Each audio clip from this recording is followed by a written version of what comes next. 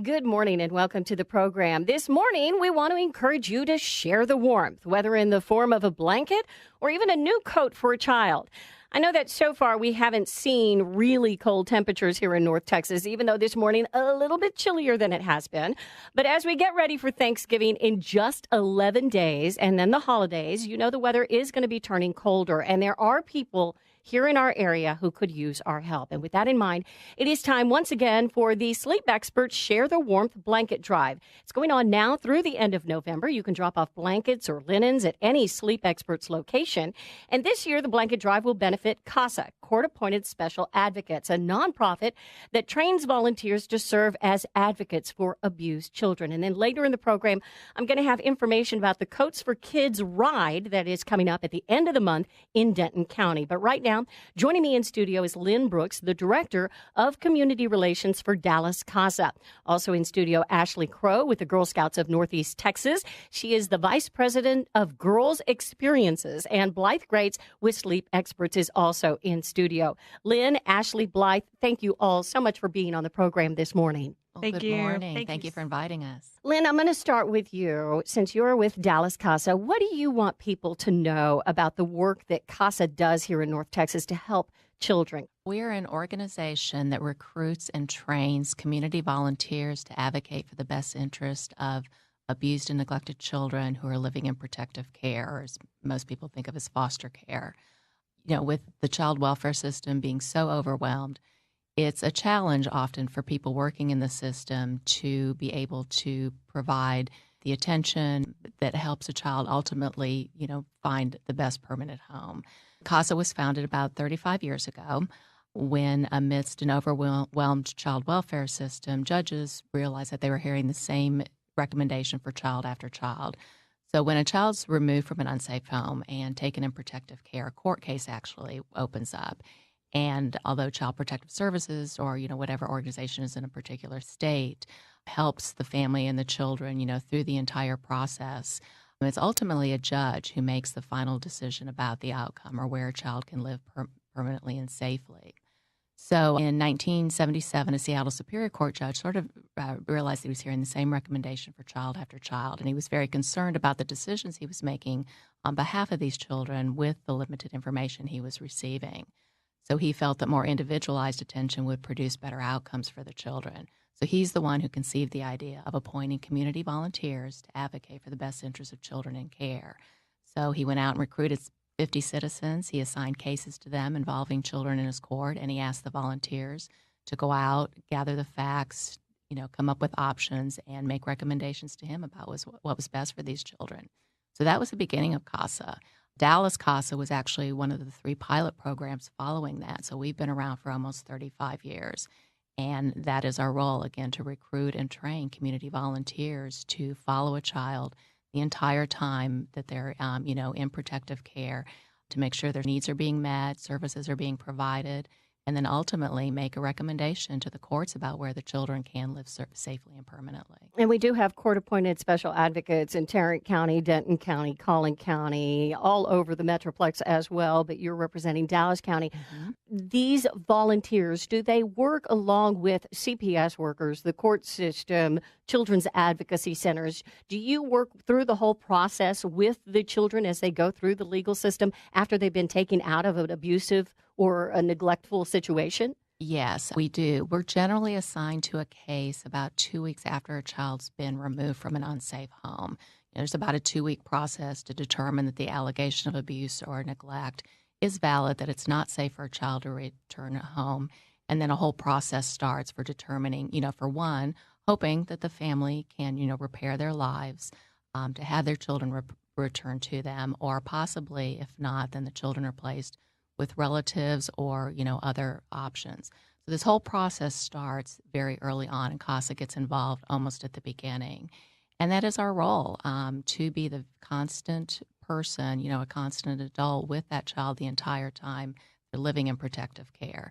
So our volunteers get to know the children, they get to know all the people in the children's lives, and that means families, teachers, doctors, caseworkers, attorneys. They do work closely with CPS caseworkers and attorneys. Our volunteers may even, be involved in the child's school, if a child's struggling, they'll sit down with teachers and counselors and help the child along. They may be involved in, they have an understanding of their medical needs, so they'll be involved in sort of advocating for whatever medical needs a child might need during the time in care. And then ultimately through this process, they are either, of course, monitoring and being informed about what the family is doing to have the children returned, or looking at other options where the children can live permanently. And so this whole process actually can take, on average, up to about a year. And so from beginning to end, and during this process, there might be a lot of turnover or some turnover in, caseworkers or attorneys, or the child might move from home to home. And so it is our goal, our mission at Casa, for our volunteers to be the one constant person that stays with that child the entire time that they're living in care. Lynn, the children that Casa helps, typically they are in the foster care system and they may move from home to home. So how does a blanket drive, like the Sleep Experts Share the Warmth blanket drive, how does that help the children that are being helped by these court-appointed special advocates, these volunteers? So we are so grateful to be the beneficiary, for children to be the beneficiary of the Sleep Experts effort. I mean, you can imagine, when a child's removed from a home, they take very few of their own personal belongings with them. So having, a blanket and bedding, these special things is very comforting to them. There isn't, many things that go along with them when they do move to a new home. So this is a wonderful gift. The other benefit, frankly, is, a lot of our children are placed with relatives or family members. And while these relatives may open their hearts and their homes, they may not have the resources that they would like to have to provide for, either one child or a whole family of children entering their home. They may already have other children. So just the fact that, here we have, linens and comforters and pillows, accompanying the children is a huge help to these families who are helping the children as well. Blythe, you were with the marketing department with Sleep Experts, and Sleep Experts has been doing the Share the Warmth blanket drive for a number of years now. It's in the 12th year now? Yes, this is our 12th year, and over the past 12 years, we've been able to collect at least 25,000 items for families in need. And every year you pick a new nonprofit to help out, and this year it is Dallas Casa. What all can people donate? And they can take it to any Sleep Experts location within the Metroplex.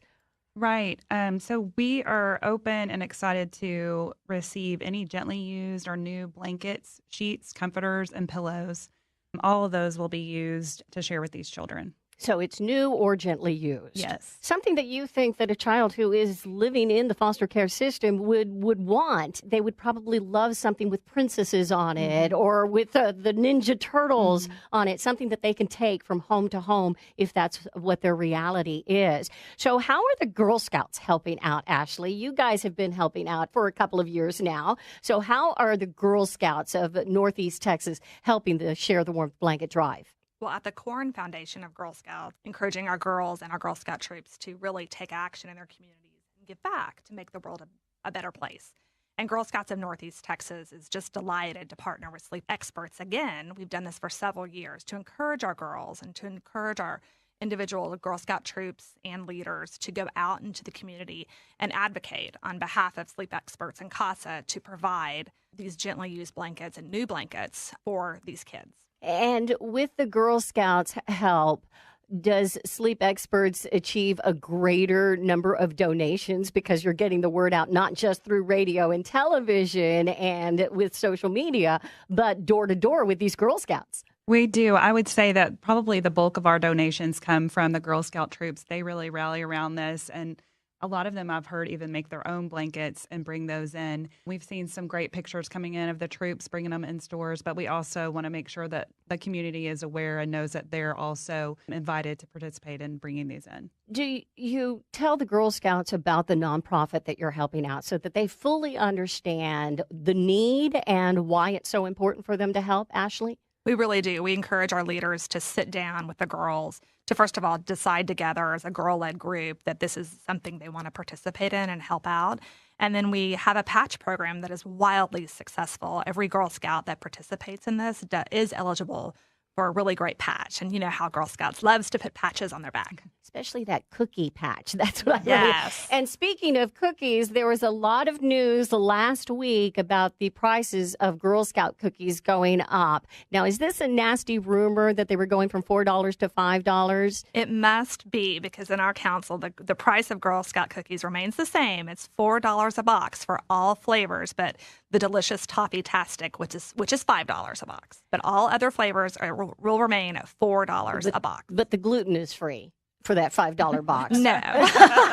We wish. They're delicious, but they are not free. $5. But they're gluten-free. Yes, they're gluten-free. And it was She the didn't first... get the joke. I'm sorry. It's $5 a box, but it's gluten-free. Yes. So you're not paying for the gluten. Exactly. So cookie sales will start in the beginning of January, but right now the focus is on the Share the Warmth Blanket Yes. Drive. It is sponsored by Sleep Experts, and it is now underway through the end of the month, and the beneficiary is Casa, court-appointed special advocates who worked with abused and neglected children. And my guest once again this morning, Lynn Brooks, the Director of Community Relations for Dallas Casa, Ashley Crow with the Girl Scouts of Northeast Texas, and Blythe Grates with Sleep Experts. The Share the Warmth Blanket Drive is all about helping nonprofits, but Sleep Experts does not just the Share the Warmth Blanket Drive, Blythe, but throughout the year, you guys are looking for ways to help make our community stronger. We do. We participate in several bed donations. Those will come through, and we'll review those and take those back to our team. But whenever we can, we are happy to donate. We just donated pillows to Ronald McDonald House a couple of months ago. So wherever we can help and step in the community, we're happy to do that. And I know some of those beds at the Ronald McDonald House were donated by Sleep Experts as well, and not just in Dallas, but in Fort Worth as well. Lynn, currently half of the children in protective care do not have a court-appointed special advocate. So obviously the need for advocates is great. Who can become a Casa volunteer? You know, really, our only requirement is that a volunteer be 21 years of age. Now, we do conduct extensive background checks. There's an interview process. And then our volunteers go through a 30-hour training program, which sounds like a lot, but we do it a few hours per morning or evening over a 3 to 4 week period.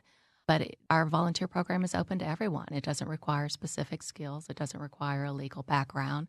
We train our volunteers to do the things that they will need to do. We train them about child abuse, about issues related to abuse. We teach them about the child welfare system and working with the courts. We teach them, about the children and families that they're working with. So we really just need people who are compassionate, who care about children, who want children to grow up in safe and loving and permanent homes, and people who just have a heart and can be persistent to advocate on behalf of a child. What about someone who says, I don't think that I can handle working with children who've been in an abusive or neglected situation? What is your message to them? I think a few things help with that. I think it's hard for any of us to hear or read a story about a child who's been a victim and just think that nothing can be done. Well, with Casa, this is something, that can be done, or a way to do something for these children. With Casa, this is a way for people to impact the lives of these children. By the time our volunteers are working with the children, they've been removed from that tough situation. While we hope that the home, and the family repairs themselves and the children can return, they may not. But whatever happens, the Casa volunteer is part of making sure either the home does change or they're part of finding a new home for the children. Just knowing that you're making that kind of difference helps with any of the tough emotions, and the tough stories that you might hear. And hearing you say that, okay, you go through 30 hours of training and then you become a court-appointed special advocate and you've been through the background checks and all that stuff, but you're not flying solo. You're actually working with professional therapists and others, correct? The largest part of the Casa staff is our supervisory staff. So there is a professional staff person whose only job is to supervise our volunteers. So they are a great source of support. They help the volunteer, through the entire process. They're very well trained. On average, our supervisors have about 15 years of experience in this field. So they really are there with the volunteer the entire time. So we don't, just train a volunteer and let them out. We give them great support. And most of our volunteers love their supervisors and are very grateful for that support. And during the life of a case, a lot of times it is the volunteer who is that one constant in that child's life. That is true. There can be a great deal of turnover in CPS caseworkers assigned to the child. They might move from home to home. But again, our mission is for that volunteer to be the one constant caring adult that stays with the child the entire time they're in care. What do you hear from those volunteers? Because obviously the need is great. So let's encourage people right now during this holiday season when they're thinking, how can I give back to my community? What do you hear from those volunteers about the work that they do? This is very different from any volunteer experience that I think is available. Now, all volunteer work is incredibly crucial to so many, aspects of our society. But this is a volunteer role where you have a very direct impact on a child's life, and you're able to see the process from beginning to end, and you see the results of your efforts. But most of our volunteers say this is absolutely the most rewarding thing they've ever done. They get so much more out of it than they thought they would. And again, it's just a very impactful role. You have an opportunity to help change a child's life from living in an abusive home or foster care into a safe, permanent, loving home. And that's a pretty, powerful or impactful role to be in. How much of a time commitment? You said, okay, the 30 hours of training, but how much of a time commitment is it for someone if they become a court-appointed special advocate volunteer? During the busy months, which tend to be the first few months on a case, a volunteer may work 15 to 20 hours per month. Some months maybe only 5 to 10. Most of their time, though, is self-scheduled. So a volunteer will determine, when to make their appointments, when to see the children, when to take most of their meetings. The only thing they don't have a lot of control over, obviously, are court hearings and or CPS staffings and meetings. However, with those, there's anywhere from 2 weeks to 2 months' notice, and generally scheduled, court, for instance, is generally scheduled every 60 days. So there's a lot of notice. And so most of our volunteers do work full-time. This does work if you have a full-time job, as long as you have the sort of job where you can say, hey, I'm going to be out in 60 days for the morning or for a few hours, and you make up your time later. Other volunteers, with a kind of serious time constraints can actually go through training with a spouse or a friend or a coworker and partner on a case, and that helps with the time commitment. Do you also have informational sessions? If somebody wants more information, maybe they're thinking, okay, I don't know if I can do this, but I'd like to kind of dip my toe into the water. Yeah, and we actually ask all of our volunteers to attend one of our almost weekly information sessions. They do occur generally on Thursday evenings or Friday at noon. And it's an hour-long session where we describe the program itself and then the process to become a volunteer. And we generally have a volunteer advocate or current advocate there to tell his or her experiences and allow the, potential volunteer applicants to ask questions. So it's, so they can get all their questions answered and really determine if this is a good fit and something they're interested in. For more information, you can visit casaforchildren.org. That's the national website for Dallas Casa. It's dallascasa.org and casaofcollin.county.org, casadenton.org. For Tarrant County, the website says it all, speakupforachild.org. And once again, we're highlighting Dallas Casa because they are the beneficiaries of this year's Sleep Experts Share the Warmth Blanket Drive, which is now underway. It's going on through the end of the month. People can drop off brand new or gently used blankets, linens at any Sleep Experts location.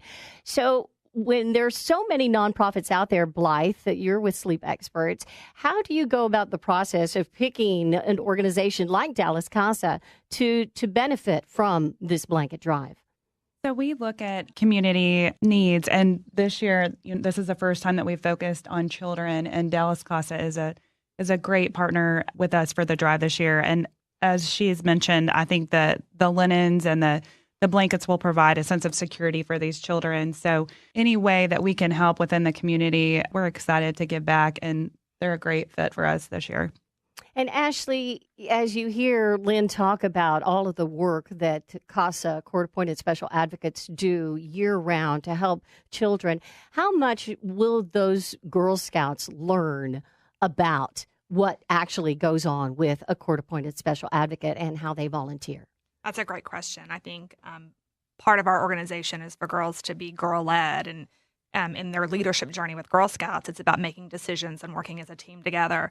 So it's imperative that in this initiative that we're doing with Sleep Experts and CASA, that our Girl Scout leaders across the community do engage the girls in the decision to to support this effort and educate them on, at the appropriate grade levels, on the amazing work that Casa does and why they exist. Actually looking at the ugly reality of what goes on. Absolutely. We really believe, again, it's the foundation of Girl Scouts, is to take action in your community and make the world a better place. And our progressive community service awareness for our girls takes on bigger stages the older they get. So we have a higher award system that I can see this being a great awareness platform for the girls. And they can say, oh, when I'm an older girl, when I'm a high school girl, I'd love to really commit to that organization and get my gold award in that arena. Or when they're adults, become court-appointed special advocates themselves. I'm sure Lynn is saying, yes, that's what we need, is like instilling that service in them. It's critical. I think, especially in the Dallas community, girls need to give back. Children do. And as a leadership organization, that is just the foundation and core of what we teach our girls. And the Girl Scouts had some exciting news, not just about the Girl Scout cookies coming out in early January, but you had some exciting news yourself here locally for North Texas about a very special project that the Girl Scouts are working on to promote STEM education, science, technology, engineering, and math. Yes, we are transforming one of our camps that is just 20 minutes south of Dallas into a STEM center of excellence. And this is the first time it has been done in the Girl Scout movement, and it's one of a kind in the Dallas community. So we feel very fortunate that we're going to be able to move the needle on girls' participation and awareness of careers in STEM. We broke ground this summer.